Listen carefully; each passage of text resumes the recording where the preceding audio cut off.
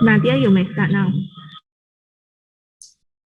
Assalamualaikum warahmatullahi wabarakatuh. Matia vanakkam tachiya hao hudadag.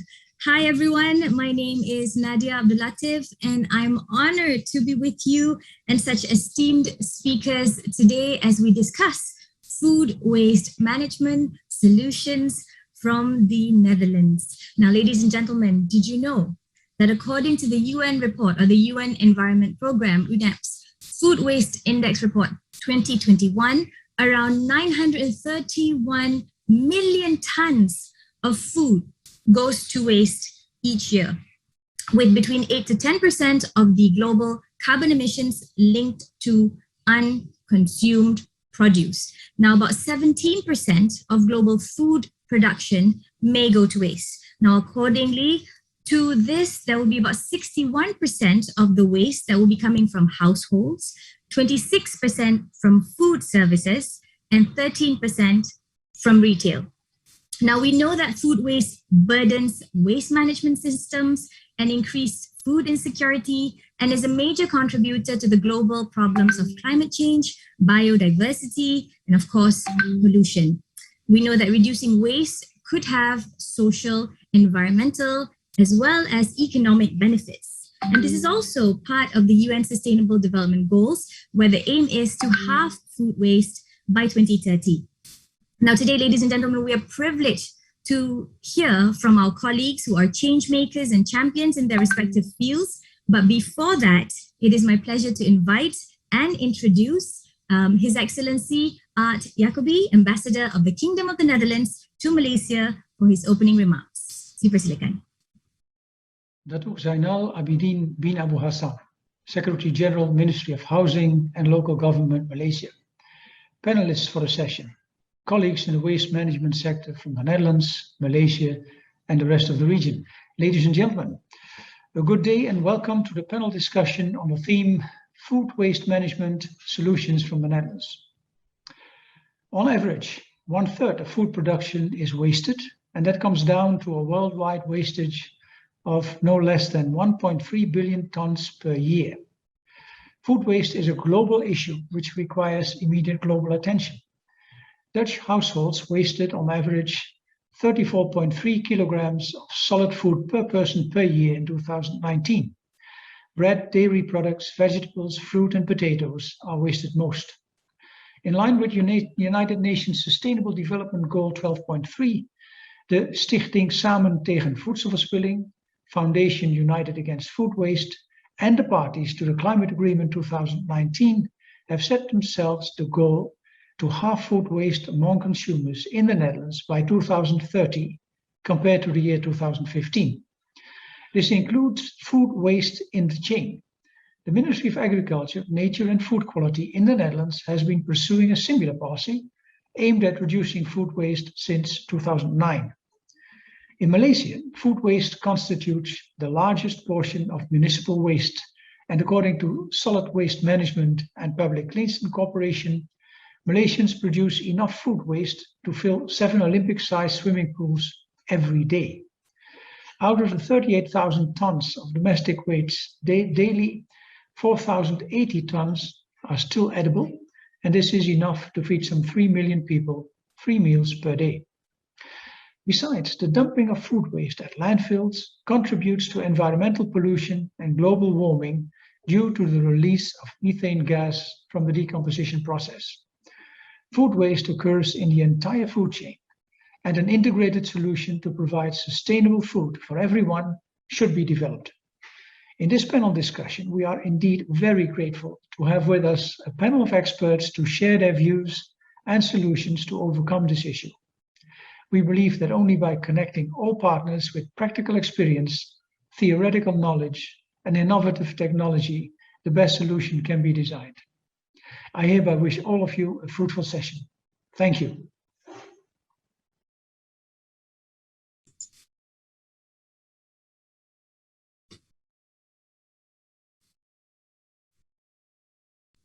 Nadia, you may start now. Thank you, Your Excellency. Indeed, the amount of food wasted and the production around it and the wastage of 1.3 billion tons per year is a mind-blowing number every time we think about the amount of things that go to waste.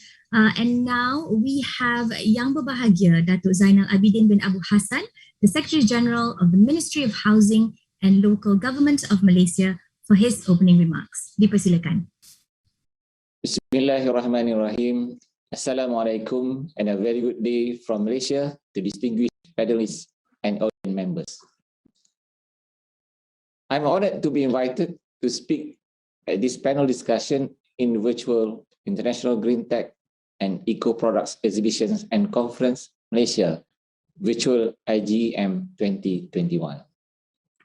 Thank you to His Excellency Jacobi, Ambassador of the Kingdom of the Netherlands to Malaysia, as the organizer to this virtual discussion. As we are aware, waste is increasing annually, and the major composition of it comes from food waste. Food waste management is one of the areas that needs to be focused on, since it involves the whole process from farming, production, wholesales, markets, industries, retail, and domestic household sectors. In Malaysia, food waste from households contributed to the highest percentage generated compared to other developed countries. A study by Malaysia's National Solid Waste Management Department under the ministry in 2012 shows that household sector generates about 44.5% of food waste, while 31.4% of food waste comes from the industrial, commercial, and institutions, or ICI sectors. Estimation of fruits and vegetables in post-harvest loss from developed countries is only about 5 to 25%, while developing countries is around 20 to 50%.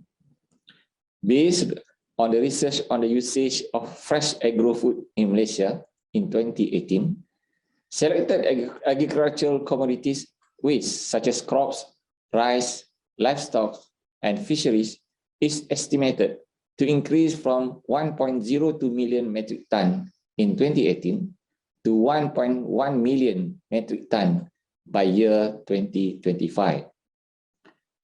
These figures indirectly prove that there are better efforts and decision-making to be made by Malaysia in terms of managing food. There are a few factors that cause such a high amount of food waste.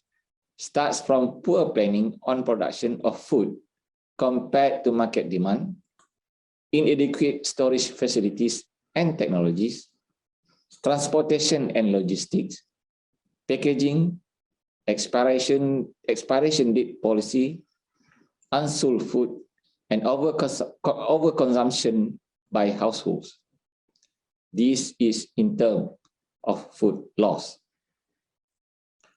In terms of food waste, no doubt, it is disposal at landfills is relatively inexpensive and simple, but on the other hand, will result to environment issues such as groundwater pollution, toxic gas emissions, odor, leachate, pests and emission of greenhouse gases such as methane.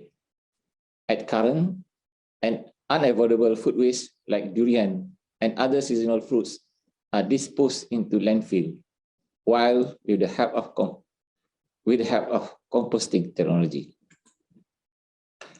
Furthermore, through black soldier fly larva application, Malaysia has utilized food waste as an alternative protein source for poultry feed. Black soldier fly decompose various types of organic waste and converts them into high-value biomasses, such as oils. Ladies and gentlemen, from the government perspective, waste prevention has always been the priority in the quest to avoid waste generation at source. The reduction of total food waste generation saves overall waste handling costs to the waste generators and reduces the amount of waste to landfills. Currently, the Solid Waste and Public Cleansing Management Corporation, or SW Corp, has implemented Value Food No Waste campaign for the public to appreciate food and to start separation at source. Through this campaign, we educate people to reduce food waste by various means, such as planning meals ahead, portioning the food, make own food stock, and store food properly. By doing this, there will be just enough food for everyone, and we could prevent food waste. Based on the public perception and behavior survey on Value Food No Waste 2031, more than 95% of the respondents are aware that food management needs to be managed properly from planning, storage, and up to consumption.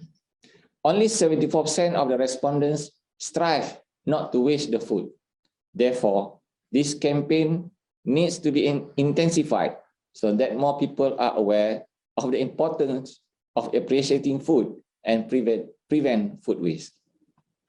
On top of that, the ministry has also set up a community-level initiative called Zero Waste Community Initiative, or ZCOM, to encourage the public to separate their waste, including food waste, for recycling.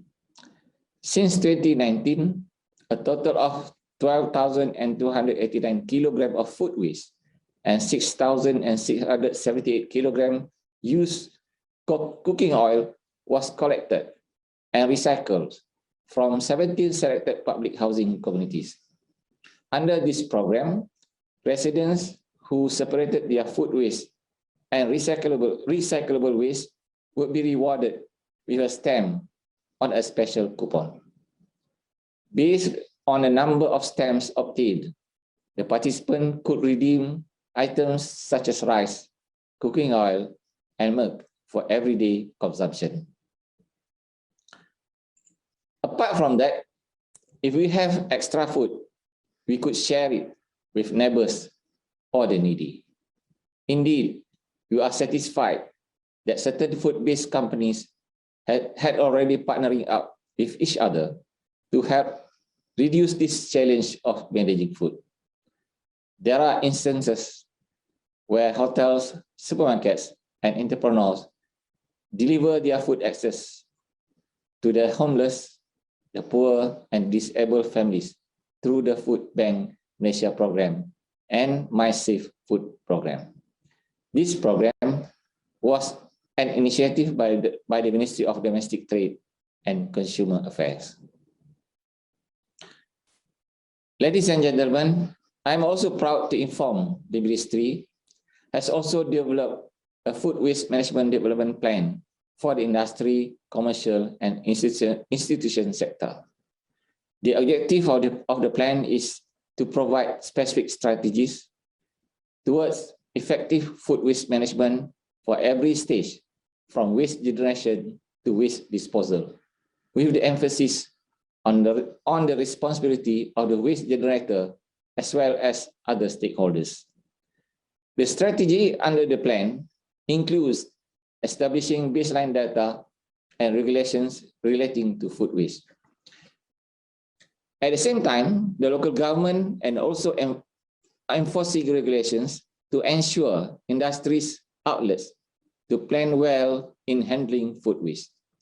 They regulate the guideline of the installation of oil trap in food premises in local government by restaurant and hoteliers.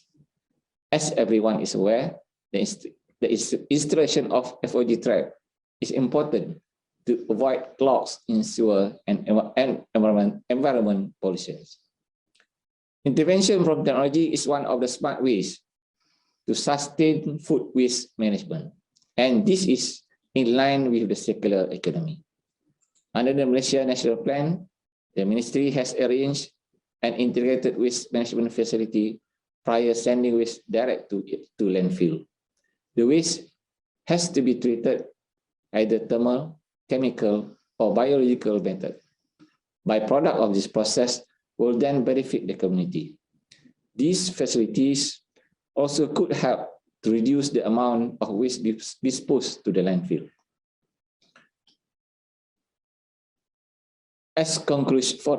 conclusion, Malaysia indeed is serious in using the circular economy in dealing with food waste challenges.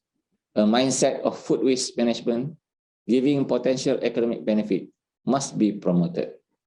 Economic incentives are key to ensure industries to not only implement but catalyze and accelerate food waste management using circular economy ecosystem. Nevertheless, technology in food waste management should be designed with a strength and limitation in accordance to local context. Ladies and gentlemen, I am sure it is not too late for us to pool our efforts together to manage food waste and be creative and innovative to ensure that only optimum resource of foods are produced and consumed by everyone.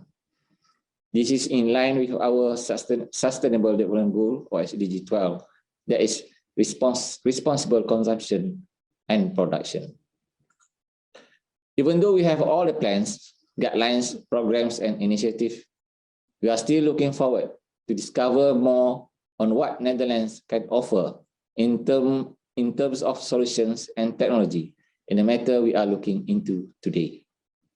The initial cooperation that we have now is a good start, and we look forward promisingly.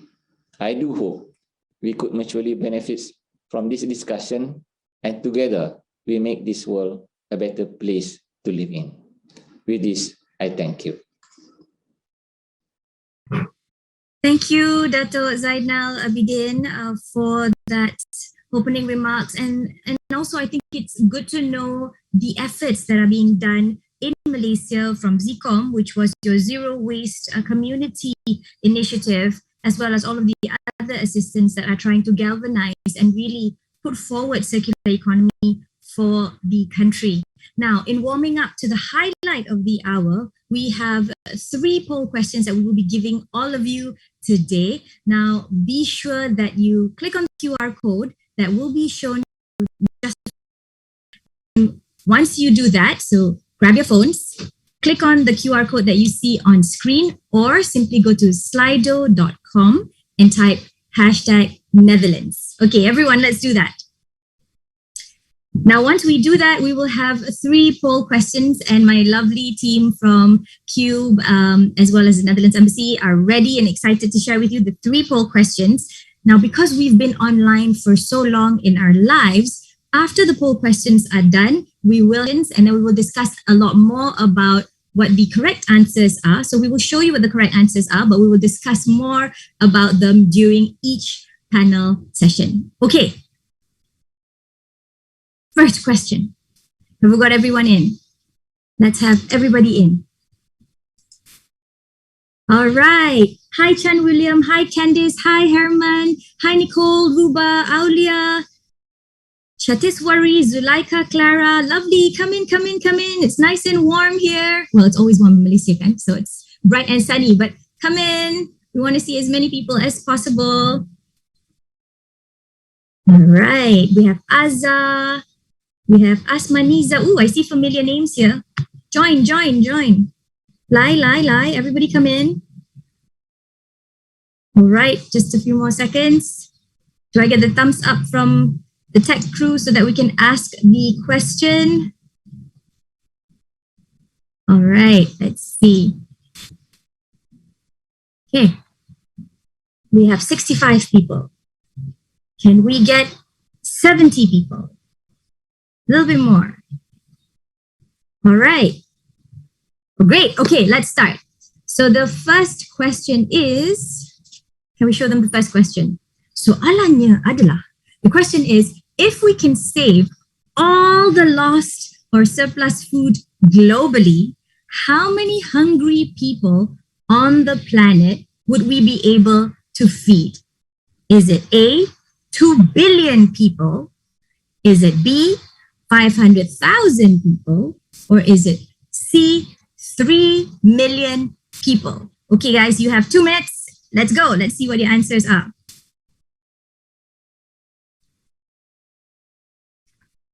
So for the benefit of some of our friends and colleagues from Malaysia, jika anda dapat menyelamatkan semua makanan yang terlebih ataupun terdampak di seluruh dunia, berapakah individu dan manusia yang boleh kita bantu dengan makanan-makanan yang kita selamatkan? Is it 2 billion people, 500,000 people, or 3 million people? Let's see. Everybody's thinking. No prizes to the panelists for guessing because they obviously don't know the answer.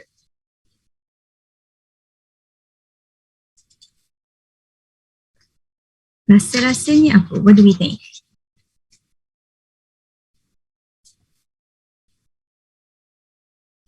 Are we getting the answers in?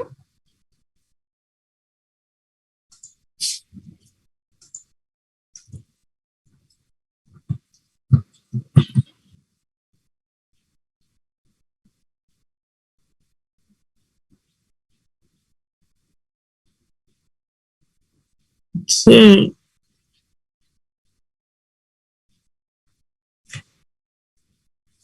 That's question number 1. If we can save all the lost or surplus food globally, how many hungry people in the planet would we be able to feed?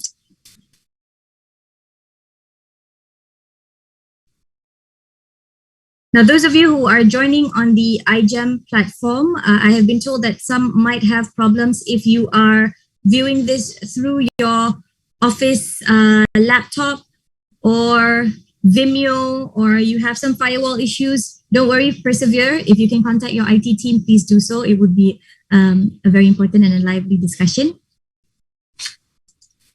Okay.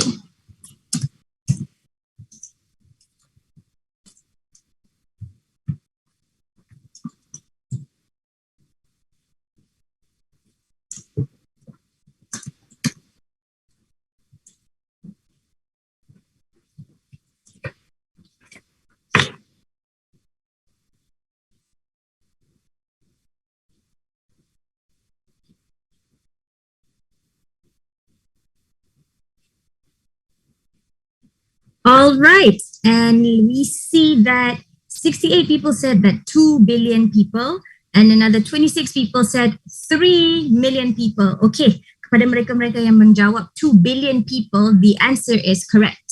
2 billion people will be saved if we were to pull in all of the lost food or the food supplies that we have globally. Thank you very much. Okay, soalan kedua. Second question, moving swiftly on to the second question. Now, what is the amount of CO2 emissions that can be reduced by every ton of food waste diverted from landfill to anaerobic digestion? Is it 350 kgs, 580 kgs, or 790 kgs? So the questions are starting to get more complicated. The numbers are a bit odd. How much can we reduce for every ton of food waste that we divert from landfill to anaerobic digestion? Let's see. Of course, if you have just joined us, selamat datang. Thank you for joining us at the Food Waste Management and Solutions from the Netherlands panel session. All you need to do is just tag the QR code that you see on the left side of your screen if you're watching via laptop or on your phone, or you can go to slido.com and tag #Netherlands and you should be able to join us. Okay, it says we have 50 saat lagi, counting. Let's see, what is everyone's thoughts?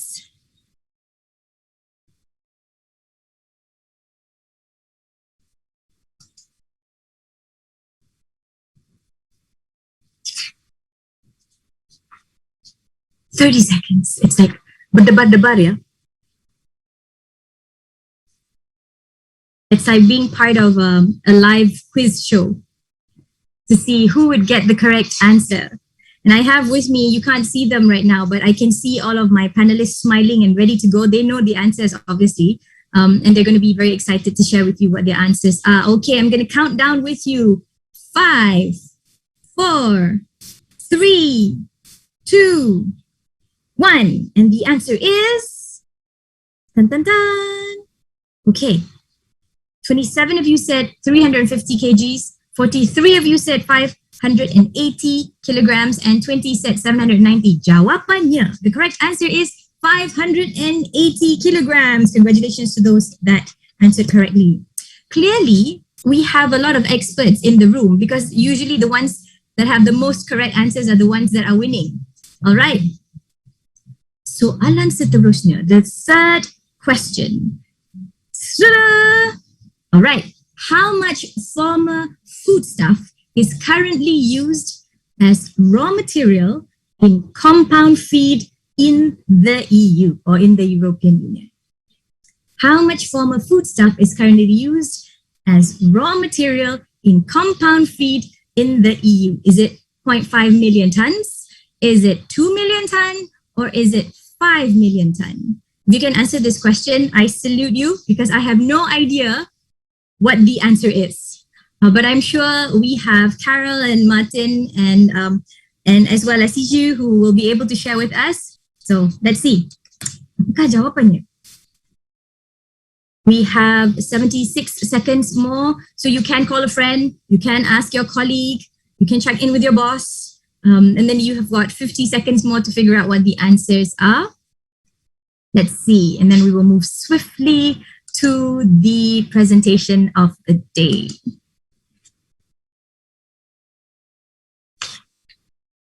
Former foodstuff. Interesting.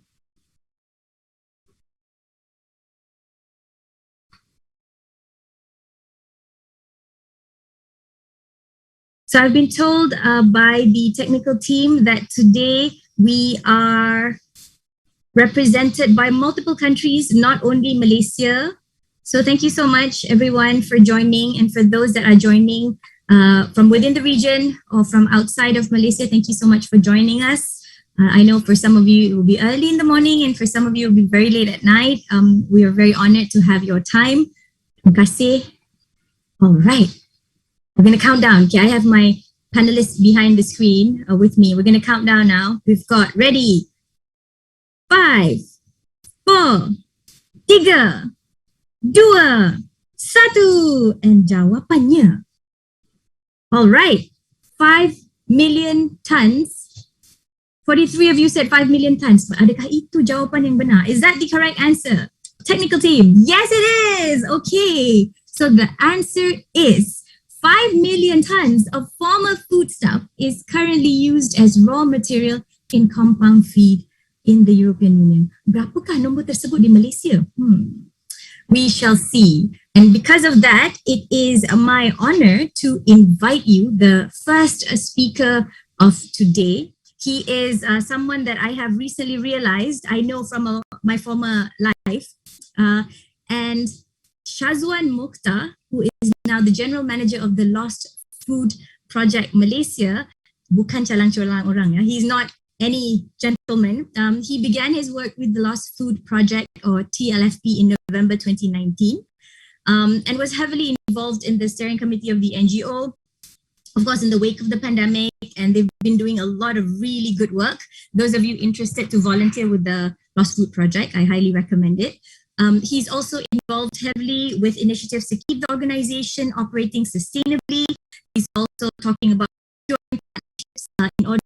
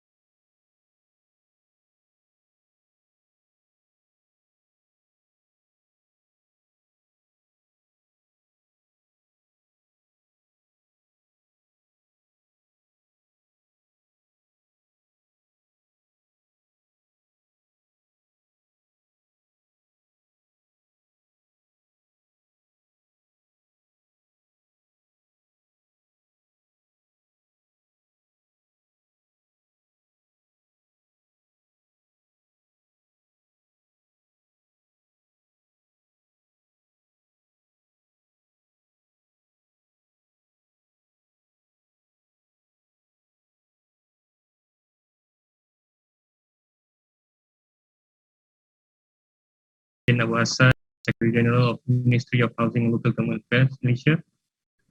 Ms. Nadia Hanim, our esteemed moderator for today, as well as fellow panelists. I'll be presenting on, fighting hunger and climate change by tackling food waste. That's something that the also project has been doing since 2015, officially in 2016. And this is something that I think we should be focused on over the next many years, because of the problems that we are facing, not only in Malaysia, but also globally, exacerbated more by the pandemic especially. Okay, so as mentioned, there was His Excellency Yakubi as well. 1/3 of all food produced for human consumption is lost or wasted here, globally, meaning that at every point of our food supply chain, from the farm to logistics aspect of it, the storage aspect of it, the retail, market store, as well as household, we waste 1/3 of the food, meaning that 1/3 of the food doesn't even reach the table. These are food which we already produce, which has already been farmed, for example, represents a lot of wastage over. So basically, from all of this, we could exactly feel around 2 billion people around the world. According to studies, there are about 870 million people who are malnourished all over the world, and being able to save 1/3 of all the food that we waste, basically, is enabling us to feed more than 2 billion people, meaning that we could feed 4 times over the number of people who are actually malnourished in the world. So how did it come to this? We talk about Malaysia especially. We talk about taking food out of the mouths of the people who are hungry. As the Secretary General mentioned earlier, we waste a lot of food as well here in Malaysia, and according to studies by the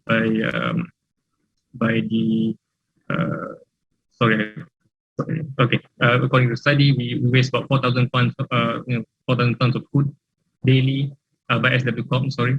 So the quantity is actually sufficient to provide meals for 2.9 million people for a day, meaning that the number of food that we actually waste compared to the number of people who are actually hungry, there's a disconnect there. There's a real disconnect there. And on top of that, we have children who are malnourished. We have people who are stunted.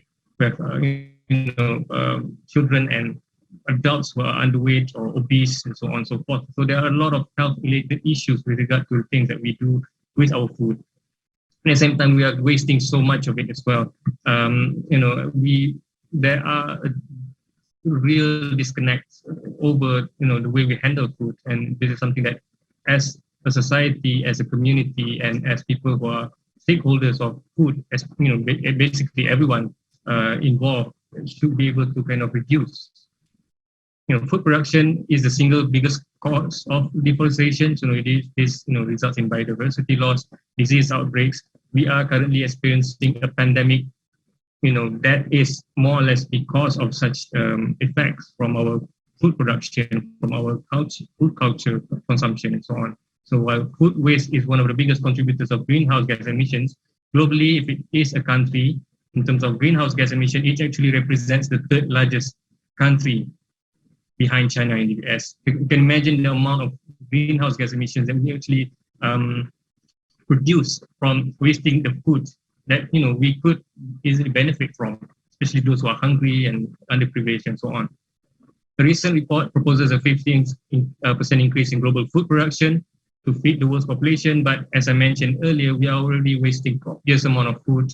Why not focus on those first?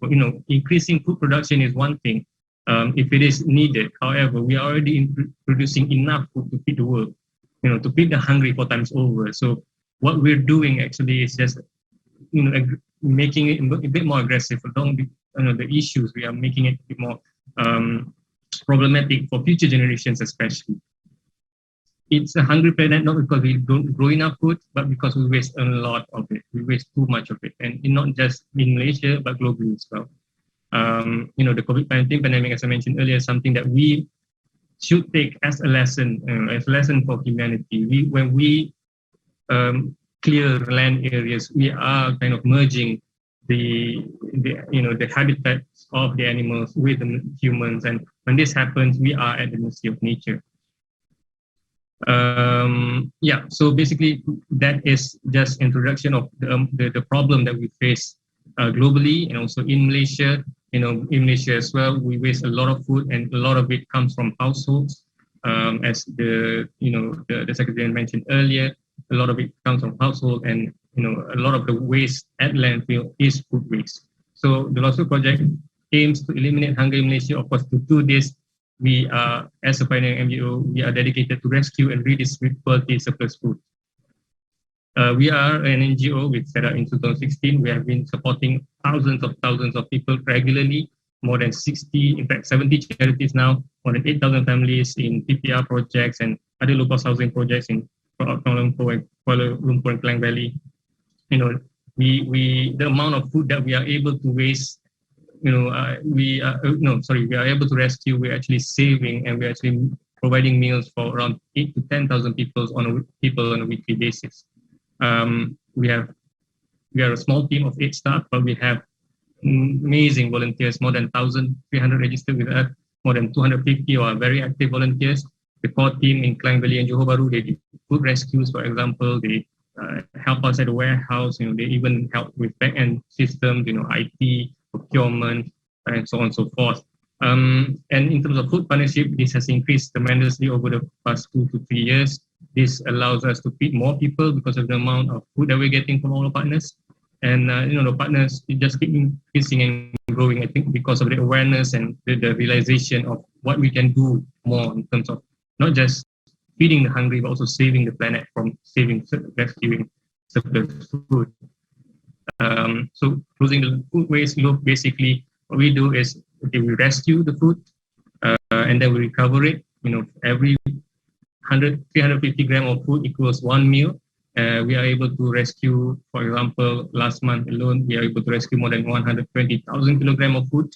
So you can count the amount of food that we're actually rescuing, and it's not just from manufacturers and suppliers. We're also rescuing from vendors at Pasar Borong or the vegetable market in Kuala Lumpur.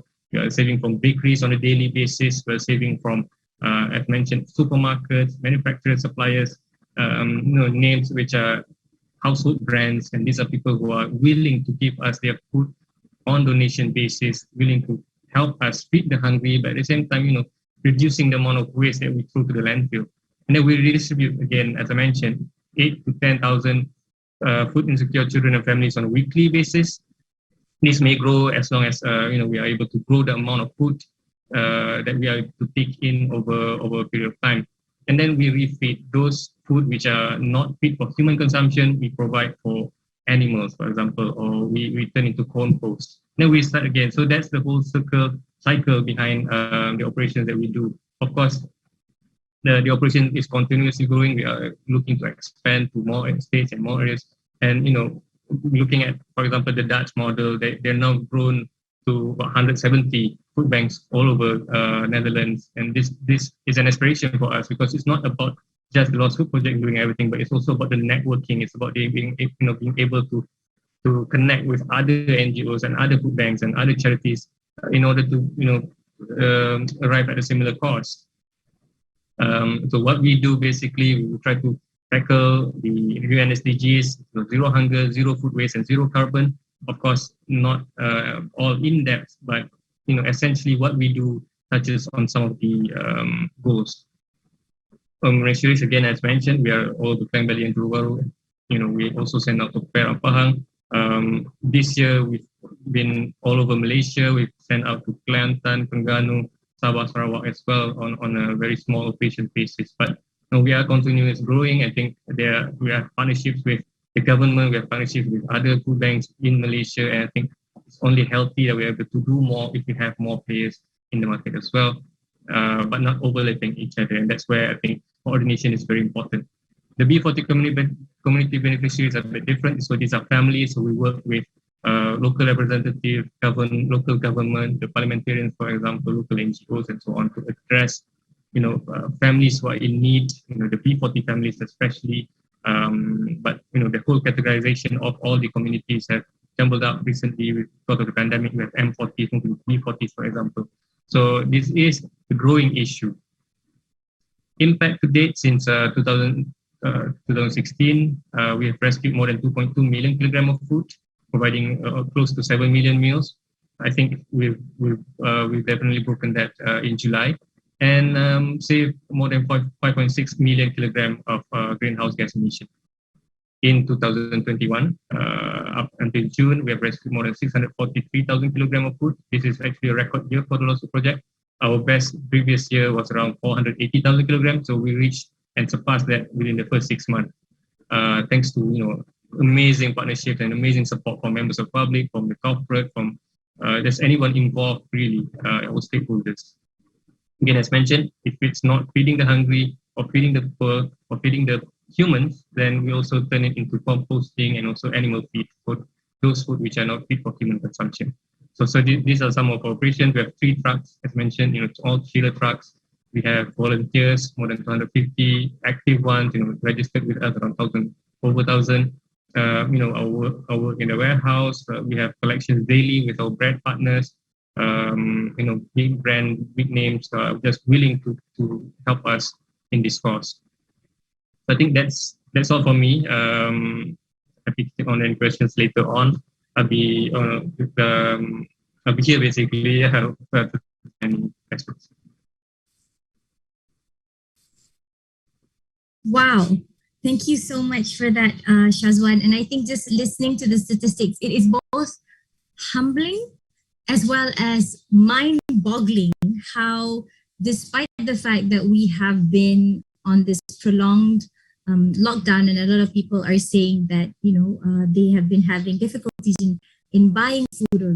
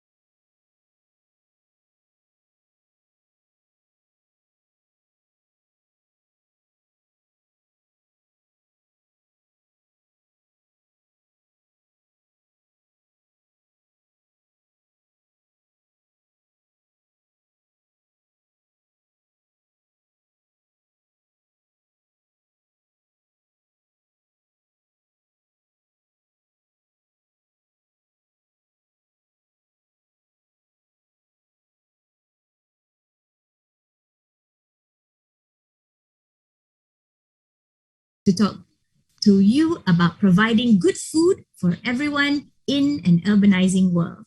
Over to you, Siju. Thank you very much.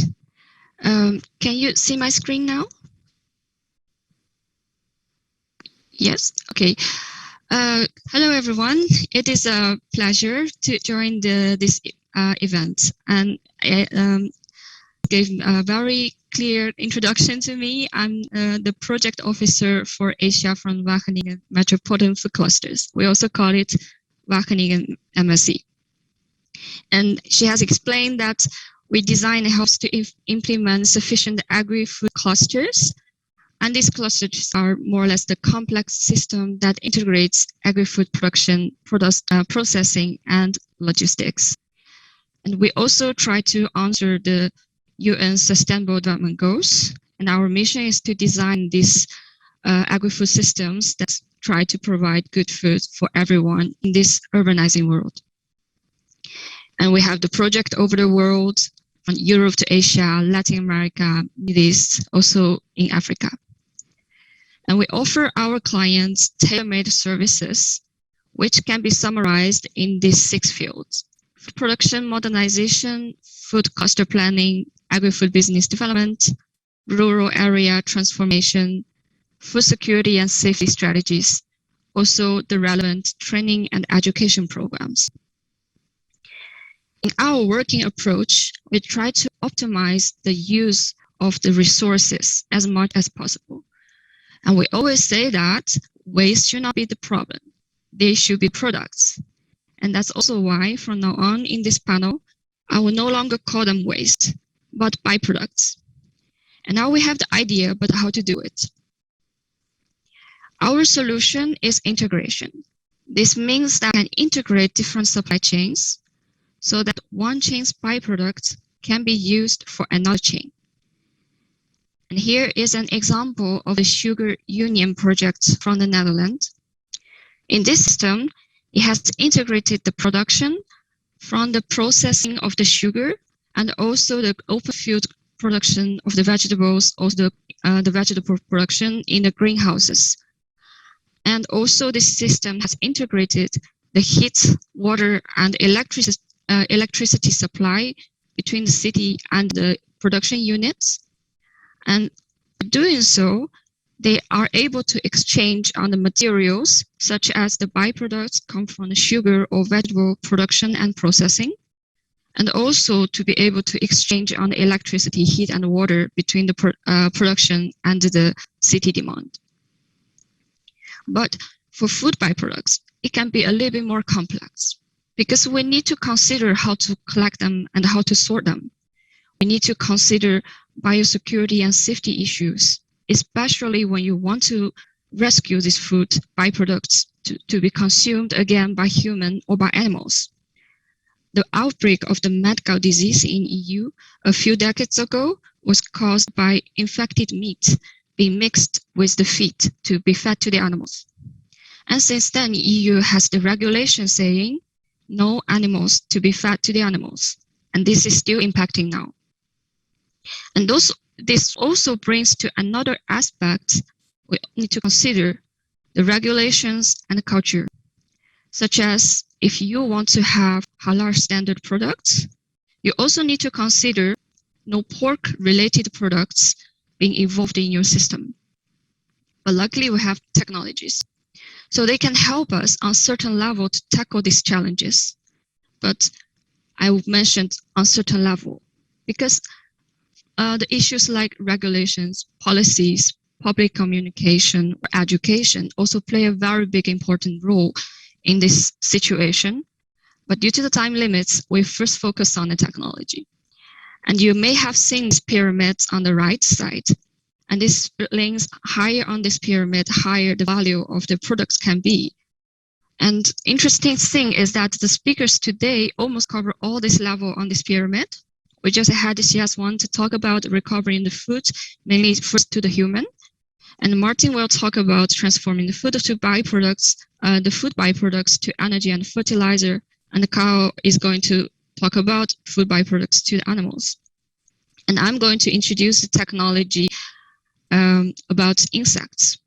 They also have the capacity to transform food byproducts into high quality protein, fat, and also the fertilizer. This figure here illustrates one of the ideas that we summarized after our visit to Malaysia in 2018. It is about integrating the palm oil production and black soldier fly production. In palm oil production, it produces a huge amount of byproducts, which accounts for around 90% of the total biomass. And the black soldier fly has a capacity to process part of these byproducts. And we also found out that the consumer food byproducts are also very important in this system because they can supply extra carbohydrates to these insects. And the outcome can be the fertilizer and go back to the palm oil plantation. And also you can have animal feed ingredients to be used for another system, for instance, poultry production. And this is an integrated poultry production that we designed in Singapore. We vertically integrated the production from the genetic, to the processing. And we also wanted to further integrate the part of the feed production. And that's why we introduced the insects. The original idea was to use insects to process the consumer food byproducts. And now we can also consider the palm oil chain byproducts. And to have a better control on the biosecurity issues, we also introduced 2 sets of insect production. And one is to produce the feed, and the other one is to produce the byproducts coming from the poultry processing. And the outcome of the fertilizer or feed components can be sold as final products or can be integrated with another supply chain. And here is a master plan and spatial arrangement based on the flow I just presented. And here is all my content. Thank you very much. And if you have further questions, please don't hesitate to contact us. Thank you again. Thank you so much for that. And it's really interesting that you mentioned that you're not going to be talking about it as waste, but as byproducts, and that we desperately need to start looking at things from an integrated lens to understand that if we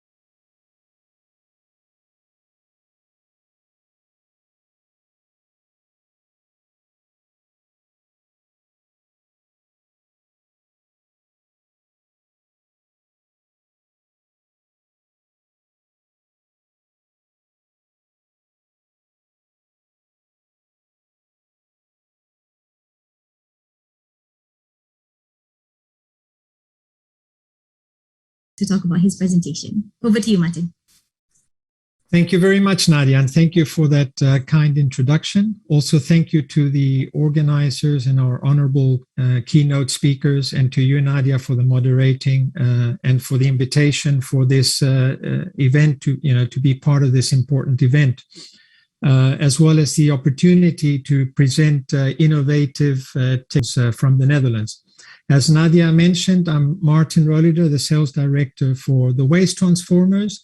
We're an Amsterdam-based company that designs and manufactures small to medium-scale on-site anaerobic digestion solutions. And our company was founded at the end of 2014 by Lara van Druten, who is our founder and CEO.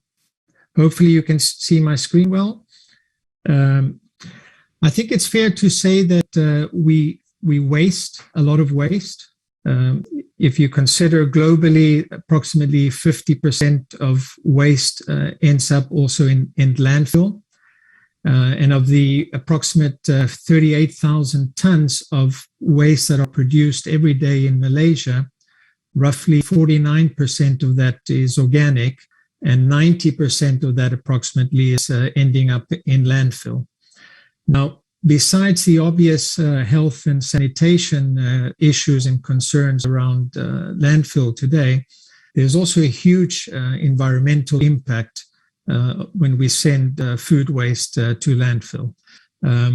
One of the poll questions that came up, which most of you answered correctly, which is great, it was around the amount of CO2 that is when we divert food waste from landfill to an anaerobic digesting process, which is roughly 580 kilograms for every ton that is diverted. Now, that's really massive.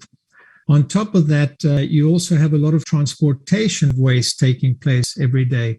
In the Netherlands, for example, your average waste truck travels around 82 kilometers from the point of where waste is collected to where it's disposed of. And we know also that these diesel trucks also emit a lot of CO2 emissions. So it's an important topic or issue that needs to be addressed. Sorry, Mike. As the waste transformers, basically we offer an innovative on-site solution that helps businesses and communities to really take ownership of their waste and transform it, that waste into value. It's a plug-and-play containerized system that creates value from that waste. And also the fact that we're not transporting it means, as I mentioned, no CO2 is being created or emitted in the transportation of that waste. And most importantly, we also create that value, which is renewable energy in the form of electricity and thermal energy, as well as an organic fertilizer, which is a great substitute for oil-based artificial fertilizers. And we know that an essential part of really enhancing soil fertility and promoting sustainable agriculture is actually putting organic matter back onto the soil. The system is also modular and scalable. It's capable of processing anything from 350 up to around 3,000 kilograms of food waste per day. And depending on the amount of daily waste and also the composition of that waste, that will determine the outputs that you get from the system in terms of the biogas amount and the electricity and heat, thermal heat energy, as well as the organic fertilizer. And that's something that you can see on this slide, as well as the reduction of the garbage trucks that would otherwise be transporting that waste. I really liked what the Honorable Secretary General his quote, where he said, "It's not too late to pool our efforts together." And we as the waste transformers, we really try to think big by going small. And we also recognize the value of building communities or creating communities that are really self-sustaining in the space of food production, in water, in energy, and in other areas. I think that's a key element of how we are going to really drive this sort of turnaround, tackle all the issues related to climate change and build self-sustaining communities. We also help to drive a circular economy and in that process tackle several of the sustainable development goals. And it's really about using waste, and we shouldn't call it waste. I agree with Zhu that waste should be seen as value in many cases. So we basically use the waste from the communities to create renewable energy for those communities and organic fertilizer to grow new food for those communities. We also enable the creation of jobs by employing people who might, particularly people that might not have access to the labor market, to be part of the solution in collecting that food waste, feeding transformers, and also enabling jobs for women as well, which is something we really strive for. Recipient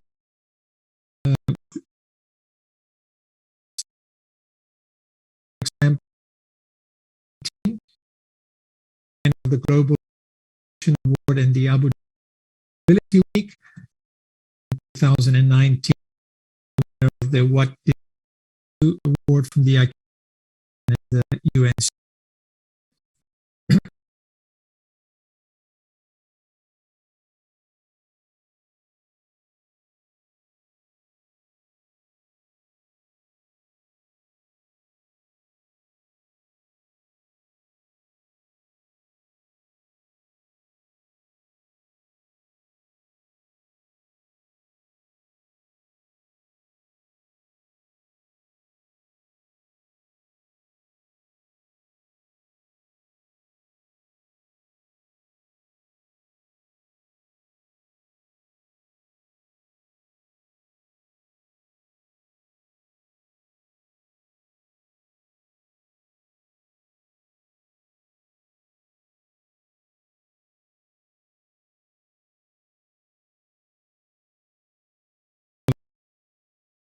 And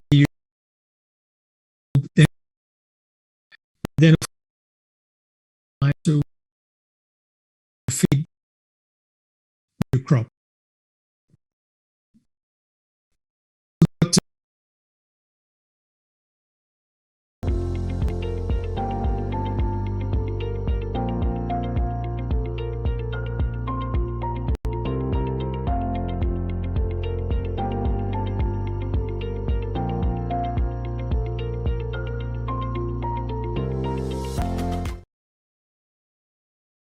Hi everyone, and we are back. Maaf, Manikavam Hetspagma. I'm very sorry that there was a bit of a technical glitch earlier, but we are back and we are just as excited as we were before to share the next speaker. So I'm going to be rolling back a little bit and doing my introduction again. Thank you so much for being patient and kind with us. Now, for those of you who were unable to share or join in for the earlier part of the discussion, don't worry. I have been told by the technical team that you will get a copy of the recording after the session is over.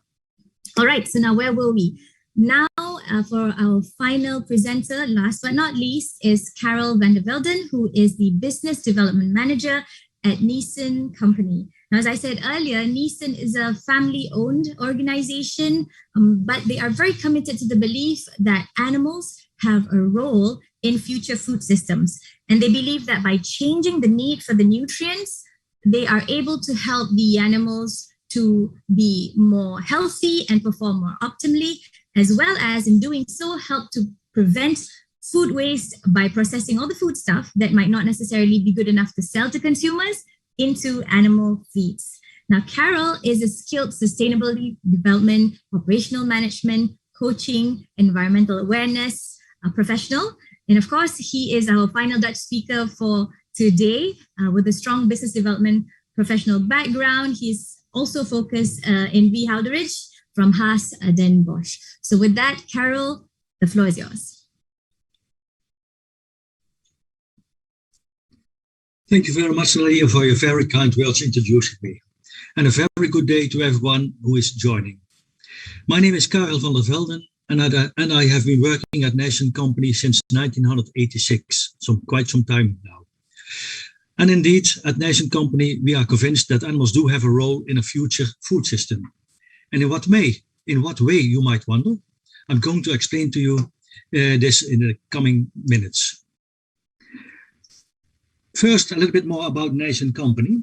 We are founded back in 1938 at the same location as we are located still now. In 1989, the company Granico was bought. Granico was also a feed mill that was located in the southern part of the province of Limburg.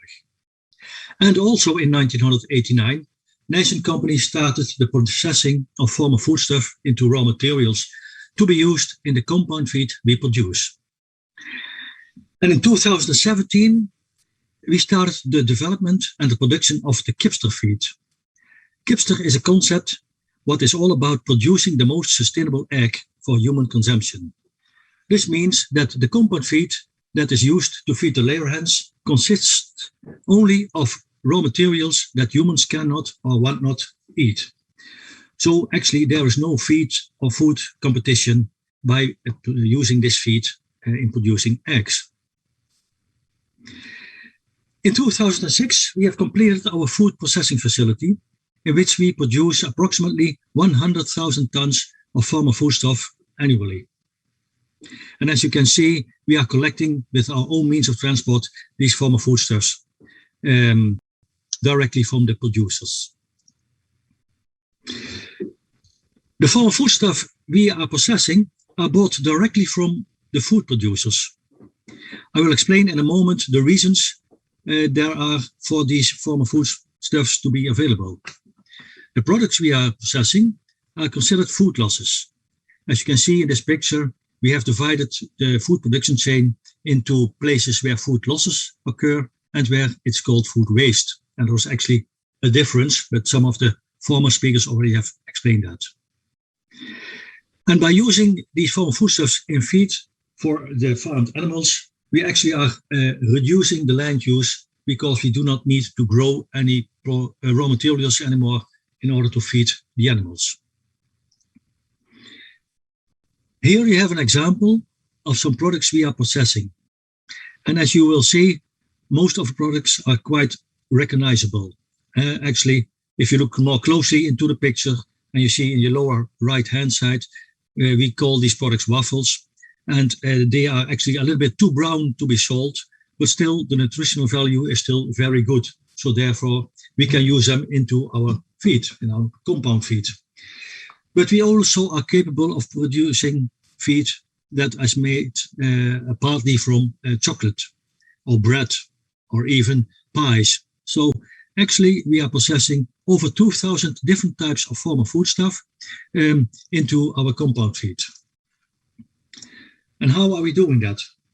Well, our food for feed concept stands for producing a cereal replacer made of farmer foodstuff. Therefore, the farmer foodstuff has to be homogenized and dried. And by doing so, we know not only the exact nutritional value of this raw material, but we also extend the shelf life of this raw material up to 4 to 6 months. And this process makes it possible for us to replace cereals in the feed. And what you are seeing on this picture is actually the raw material that we are using in our feed mill. Why were we very interested in using farmer foodstuff back in 1989 when we learned of the existence of it? Well, you have to understand that on a nutrition level, most of the time, animals are of course fed with a lower quality of raw materials. But when you have entered food in this feed production system, you actually are using the highest quality of grains that are also very clean, so to say. So no mycotoxins, very low microbiology, high levels of starch, and so on. And of course, a high quality of fats are added. And these products are tasty as well. And also the quality of sugars make it possible that this feed is very highly digestible, therefore very interesting to use in feed. But not only the characteristics of this foodstuff are very important, we also had to learn if the availability was good. And what we have learned is that actually there will be an increase of food waste, sadly. And this is the food waste that is coming from the production of the food. So not after it has been sold to a consumer, but before it's even entering the market. And this increase is coming for several reasons. You will see some of them on this slide. And the main ones are actually that still the end product has to be perfect. We as a consumer are quite strict in what we like and what we do not like. Another one is the increase in product range. Ever so much new products are being developed and introduced in the market. And this product development does also give a lot of material that actually cannot be sold. And all these types of reasons make it possible for us to have a consistent delivery of farm foodstuff. And now we are looking into reduce even more of the food waste. We would like to start at the back door of the retailer. Products that are not sold or brought to the food banks are still a good raw material for animals. Our biggest challenge is that we have to avoid having animal meat within this form of foodstuff, because in Europe we are not allowed using this in feed for farmed animals. And if you look into the volume of this newly resources, in the Netherlands alone, some 300,000 tons of this type of form of foodstuff is available on an annual basis. But as long as we know of already, large volumes of co-products coming from the food production are being used to feed animals. In this slide, you see some examples. But what we have learned is that people are often not aware of the existence of these products. Just in the Netherlands alone, some 5 million tons of these co-products are being fed to animals. So you can understand why we believe that animals do have a big role in producing food by valorizing or revalorizing co-products as well as food waste. Well, what are we doing as a company? We are producing compound feed.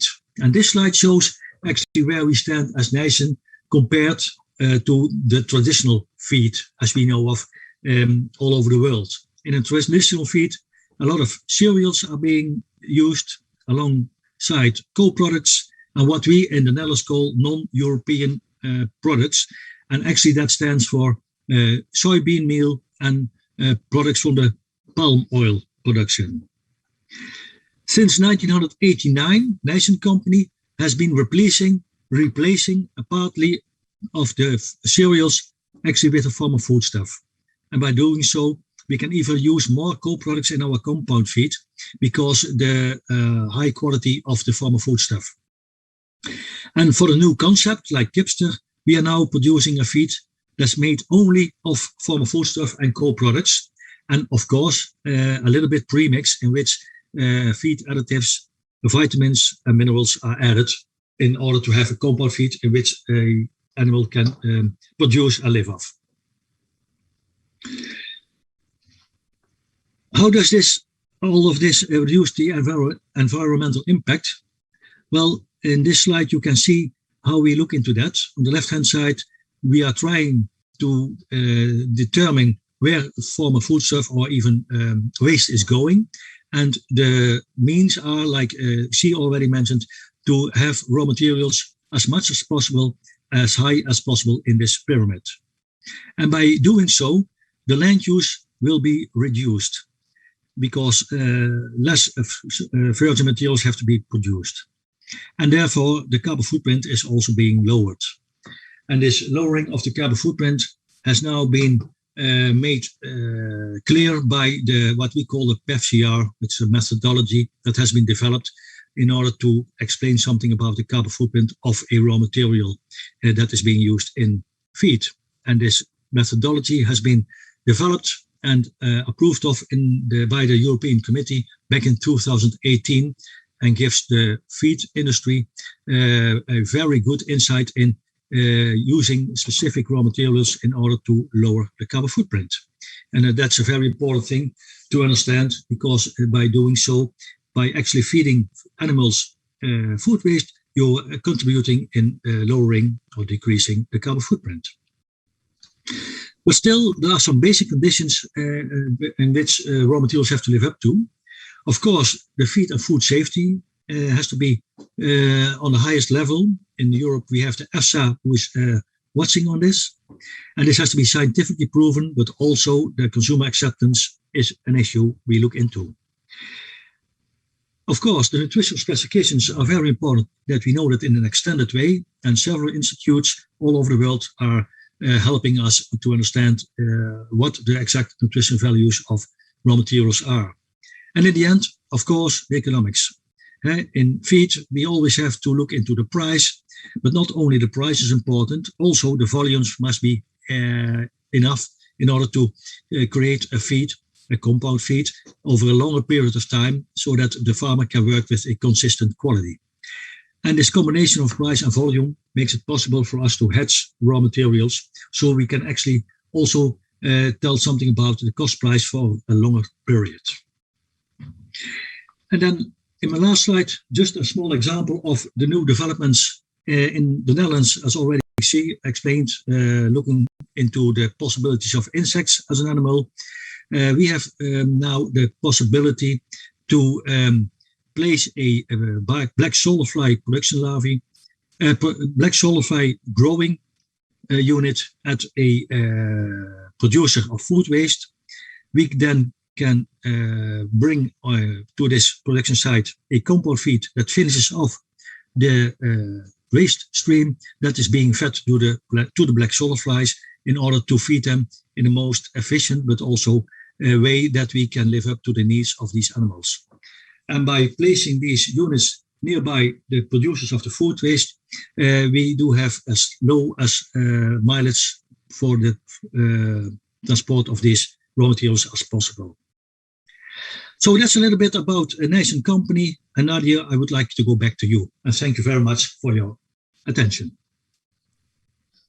Thank you so much, Carol, and for all of our presenters today for sharing their views as well as some of their thoughts on some of the things that they're doing. Thank you so much for that. So I have gotten the cue from the technical team that we do have 15 minutes to be able to start a question and answer session. Now, we have had a lively amount of questions coming in from the Q&A box on the iGEM platform. So thank you so much, everyone that has shared their views. Now, while we have everybody coming in, I just wanted to do a special shout out. Thank you so much to all of the participants here. I see people from the Ministry of Health. We have people from social enterprises.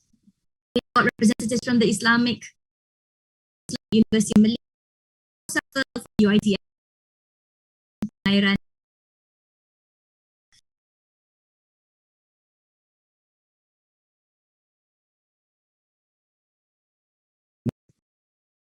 Restricted, I think, can loosen up a bit and coordinating a lot more with the government, just in terms of, at least through our experience with the strategic partnership we have through the Food Bank Malaysia program, allowing us to reach out to more people through our partnerships and sourcing from other organizations such as Food Aid Foundation, for example, and also the Yayasan Food Bank Malaysia before. So there is a lot of effort behind the scenes trying to coordinate efforts among the different strategic partners. We have been sharing resources, we have been sharing logistics and warehousing facilities, for example. So these are the kind of, I think, again, it's a learning curve for a lot of us trying to understand how best to cope with the pandemic and how best to move forward, with the SOPs that are constantly being developed due to the circumstances that we are constantly in. So I think in that sense, the government has been somewhat involved as well throughout this whole process. But there are a lot of things that we still need to learn just to ensure that more can be done. How nicely and so diplomatically said, Shazwan. Now, I was remembering the stats that you gave me, right? And when you were saying, you said 2.9 million people can be fed per day just from the food wastes that are being rescued. And you did say that about 24% of 4,005 tons of food waste in Malaysia are still classified as edible. So are you saying that despite the fact that the lockdown or some form of movement control order has happened for the last 500 plus days, it is still the situation today? And the follow-up question to our colleagues from outside of Malaysia, do you see that food waste is currently increasing despite the pandemic? Okay, and just on that point, I think, from our point of view, we have been referring to the SW Corp data with regard to landfill. And, back in 2019, 2018, when they did the first study on landfill waste, they were talking about 3 tons of edible food being wasted on a daily basis in Malaysia. The most recent study that came out this year, however, that increased to 4 tons. Not sure whether it involved, anything had to do with the pandemic or the number of population increase and so on and so forth.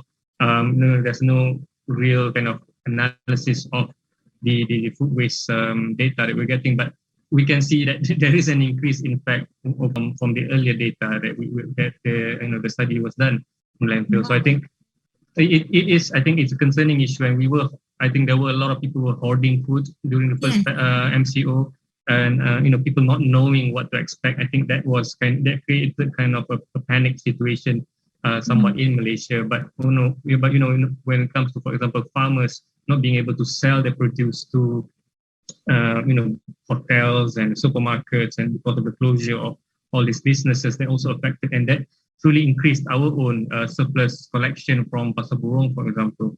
And we have increased tremendously this year, thanks to all the vendors, but it also relates back to the number of people the businesses were able to take in all these vegetables. Right. So, for example, in the work that the rest of our colleagues are doing here on the panel, do you see that panic buying and hoarding is also another issue that's contributing to the amount of food waste that you're seeing during this pandemic? And because I know that the movement control orders are not the same in each of our countries. Obviously, there's a difference in the way customers and consumers behave. Your thoughts, please.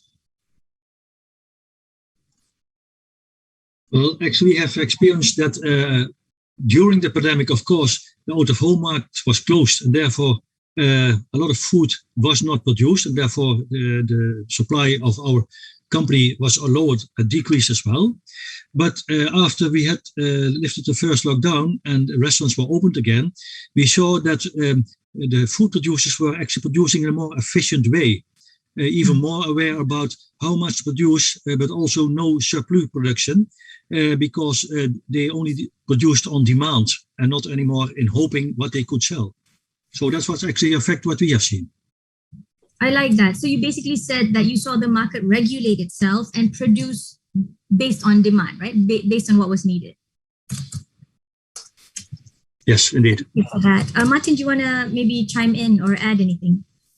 Yeah, I was just going to add, based on my UK experience when I was in my previous company, I think to Carol's point, with lockdown in the UK, we were involved in rescuing hundreds of tons of food from, particularly from distribution centers that were sitting with fresh product. And even the charities could not rescue I mean, we're talking about hundreds of tons on a daily basis that everyone was desperately trying to redistribute so that it didn't go to waste.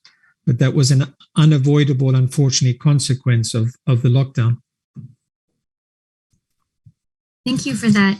Now, the next question I wanted to go to is a question from Thomas Pui, and this is about BSFL, or Black Soldier Fly Ave. And the question is, Entomol Biotech Sendiri Berhad, the company that he represents, is applying for BSFL for palm oil byproducts in Malaysia. Now, the question is, there is no policy at present from the government to support the insect protein for local feed use, and also there are other obstacles in exporting. So perhaps lessons learned from Wageningen as well as Nissan. Could you share how your organizations have worked together with policymakers or the government, if you have, in trying to promote and open and tackle some of these barriers that may be present for countries that are starting up?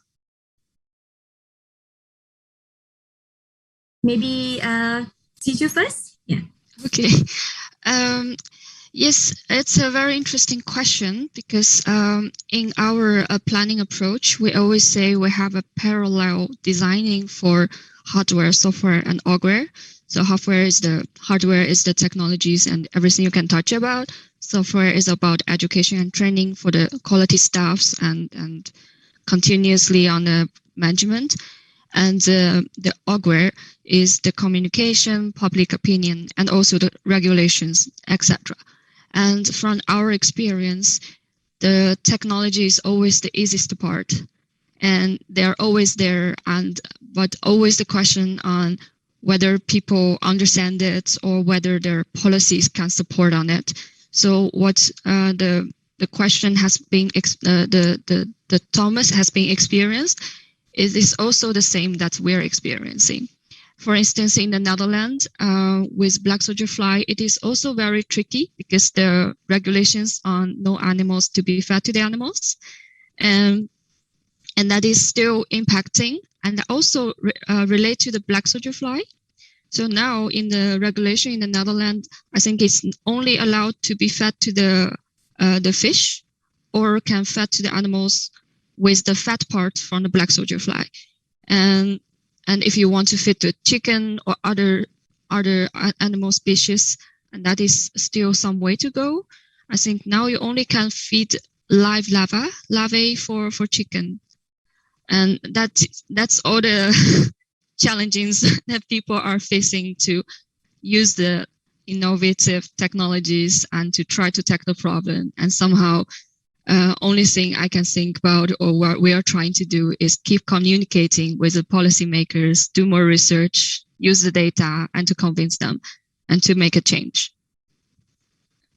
Yeah, and Kao, you can. It's really important, right? Because we obviously want to manage that whole human rights and animal rights issue, and at the same time, we have a massive issue of waste and deforestation and land usage, and it's not an easy, it's not an easy thing to juggle. So, Carol, maybe your thoughts on this? Yes, actually, this is a very hot topic, you might say, at this moment. To add on what she already mentioned, luckily, the European Committee is going to allow to feed black solify larvae products to farmed animals as well. There's one big showstopper in this. It's only allowed if these black solify larvae are fed with vegetable-based products. And therefore, we are actually creating a new layer, so to say, or new sector. So we are still looking for a better vegetarian solution black for soldier flies. Yes, exactly. And secondly, you must not forget, especially in Europe, we are having a very low cost of our feed for animals. That is, on one hand, because of the large availability of co-products and byproducts, but also we have to compete with the soybean meal as a very good protein source.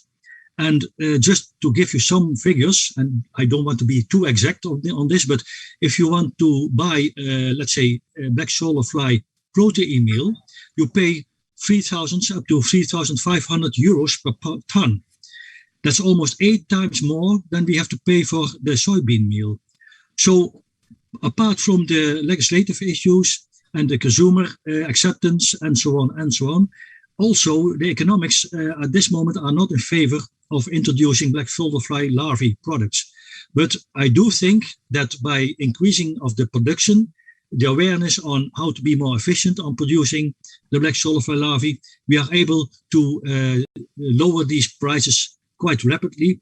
And if we are going towards levels of, let's say, the fish meal products, then they are going to be interesting to be incorporated in compound feed.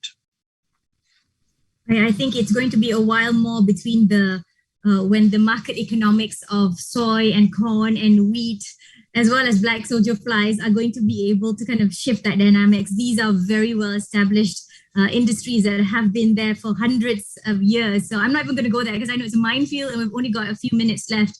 I want to jump straight at a question from June Chai from Utah, and I believe this question is from Martin. The question is, anaerobic digestion is becoming popular for the treatment of food waste. And her question is, can carbon dioxide or the carbon dioxide that is released from this process, how can we handle it better? Is it through sequestration or is there a better way of doing this?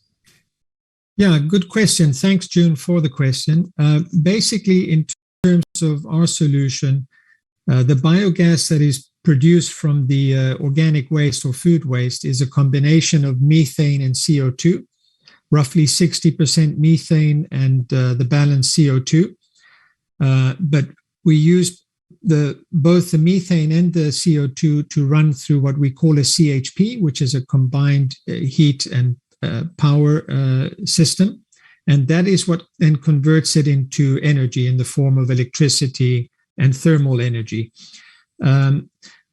There are applications where potentially the site only requires methane gas, which we can then upgrade and purify, and we can separate the CO2. That is technology that we're looking at. For example, you could compress and bottle the CO2 and use it as an example for vertical farm applications. Those are all kinds of projects that we are busy with and looking at. So there's always a use for that CO2, whether to run it through the CHP to create the energy or to separate it for other applications. Thank you for that. So I hope, June, you were taking that down, because I think there are quite a few parts there. Again, I highly recommend all of our participants who are still with us, setia bersama kami. Please ensure that you try and get hold of our panelists. You can contact them on LinkedIn. They will be, I'm sure, happy to assist you in some of your questions related to their expertise in their expert areas. Now, the final two questions, well, there are multiple questions in this, but we'll try and take it in two parts. Comes from Datuk Mizan Yahya, who is also the Executive Chairman of Waste Management Systems Sendirian Berhad. Thank you for joining us today, Datuk. Now, his first question is, what is the minimum volume or critical mass for such an end-to-end system to be economically viable? And I believe this question is probably for Carol. Thank you for that question. Actually, it's a quite hard question because when we started back at Nation Company, I will explain a little bit on this, elaborate a little bit on this. We started only with a couple of 100 kilograms of these products. But what we have learned is that you actually need quite a lot in order to have a more homogenized raw material derived from these products. And I cannot tell you if you do need a minimum level of 50,000 tons or 100,000 tons annually. But what we have learned at Nation Company is that somewhere around this 100,000 tons, you are capable of producing a couple of raw materials made of these form of foodstuff. So not only what I have shown in my slides, but also we are producing, let's say, a Red Bull for dairy. It's a liquefied candy product in which we can feed dairy with. So it's actually a game of having more products combined into what you can produce of it. And you do need, I do think up to 100,000 tons or round about that in order to be viable. Thank you so much for that. And he has a follow-up question. So this is, I think, part of the question you've answered, but I'm going to ask it in totality so you can pick which one you want to address. So the question is this feed just as effective as traditional feed, for example, corn and soy, or what is the feed conversion ratio for chicken? Is it applicable for both broilers and layers? That's a very good question, and one we asked ourselves also back in 2017 when we started at Kipster.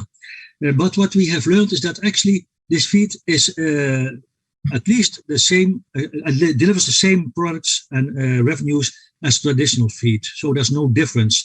And if you look more closely into it, what we have learned is that especially young animals produce and perform quite good on form of foodstuff because of the high digestibility of this. And that gives also a way into answer on, is it applicable to both broiler and layers? Yes, it is.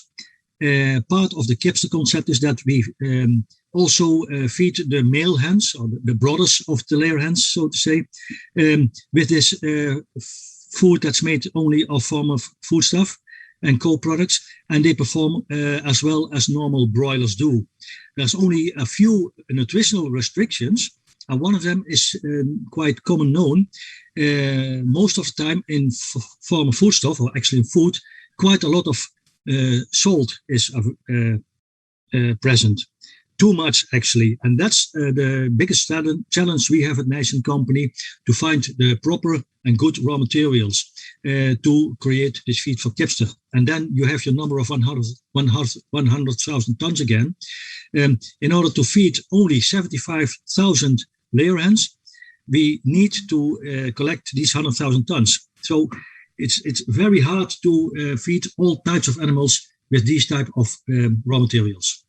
But in the end, yes, the feed conversion ratio is as good as traditional feed. Thank you so much for that. I think it has been really enriching. The discussion has really obviously opened up my mind on a lot of these different challenges that organizations are facing, whether you are a nonprofit or a family-owned enterprise or an educational institute, and looking at how this really, really requires a systems approach, right down from strong leadership, policy, regulations, SOPs on how and why and when we might be able to move together in the whole entire circularity of things. And then, of course, have each of these players in the stream of things to be able to share information in platforms like this. So on behalf of everyone here and the participants, I wanted to thank you so much for your candid sharing, for your generosity in talking about what has worked, what has been the challenge in some of the work that you're doing. It is really enriching to me. And of course, the numbers are mind-boggling. I'm going to have to sit down and really digest on purpose, pun intended, the amount of things that are happening here. I love the fact that we were talking about rescuing food. I love the fact that we were talking about it takes more than just one organization, because if you're talking about the whole issue of food lost or food waste or food byproducts, clearly there are many pivotal points here. It's not just one thing, right? We're talking about perhaps the inadequacy of processing and packaging, or for example, the lack of transportation and distribution systems, or production and harvest, or the way our wholesale systems have inefficiency, or food waste coming from retailers or bulk buyers, or hospitals and hotels and restaurants and such. Or how do we find that balance between safe and nutritious feed available for human consumption, as well as not feed frankenfood to our animals, as Carol pointed it out. So there's so many different things, including more sustainable agriculture, including inadequate storage facilities and techniques once these products are being made, from raw material all the way to when they reach the food bank. So it has been mind-blowing. Thank you so much for sharing. I have enjoyed the conversation. Now, in case you have any further queries, of course, I see here Dr. Jasmine has said, for further inquiry, you can contact us at KLL-EA@minbuza.nl. So that's KLL-EA@minbuza.nl. Now, if I were to be able to wrap through everything that you've said in key messages, I hope I can still remember. But basically, we talked about there is a disconnect between food waste and hunger, and we require more wholesome solution. And that being said, this is actually a solvable issue if we all take part in it. We spoke of food waste and the fact that it affects not only the lives of the less privileged, but it will also have long-term impact for future generations. Now, very much so due to the environmental impact. So we know that we should not be allowing this cycle to continue. We spoke about the fact that there is no such thing as waste, only resources that are misplaced or in the wrong place. So waste should not be seen as a problem, but also as potential inroads, opportunities, products that can be transformed into things of higher value, or that goes back into the cycle that then feeds into other materials and products that come out. So an integrated system would enable us to look at one supply of thing or one supply of byproduct as a resource for another supply chain's production. We then talked about the fact of, when we talk about value, how do we maximize this value to get more out of the waste that we have, to be more efficient?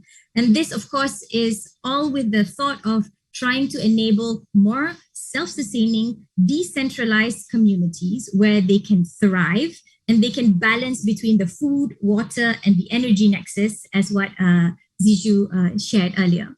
And of course, we also spoke about the fact that animals really do have a role in future food systems. If we really think hard about changing how we feed them, focus on both what is responsible, not only what is dignified and right, but also how we manage both the economics, as Carol said, of price and volume, but also find something that is safe for human consumption, as well as the environment.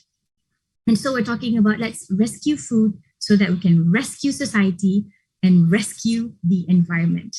Thank you so much, everyone, for being with us. It is indeed a pleasure.